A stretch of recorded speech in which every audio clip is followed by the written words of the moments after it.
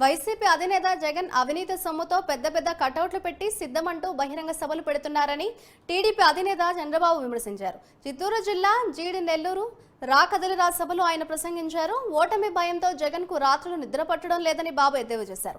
రాబోయే తెలుగుదేశం ప్రభుత్వమే అని బాబు ధీమా వ్యక్తం చేశారు. గెలుపు మనదే, ఎవరు ఈ గెలుపు ఆపలేరని మరొకసారి తెలియజేస్తున్నా. జగన్మోహన్ రెడ్డి తీవ్రమైన మానసిక ఆందోళనలో ఉన్నాడు. అతనికి ఓటమి అర్థమైపోయింది. రాత్రుల్లో నిద్ర రావడం లేదు.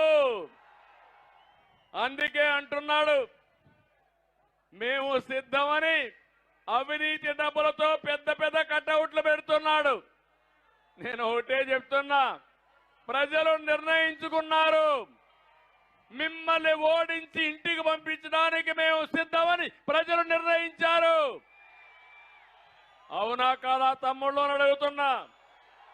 ఏమమ్మా మీరేమంటారు? అయితే ఇక్కడ నేను ఒకే విషయం చెప్తున్నాను మీ అందరికీ. ఎక్కడైనా పెద్ద కటౌట్ సిద్ధం అంటారు.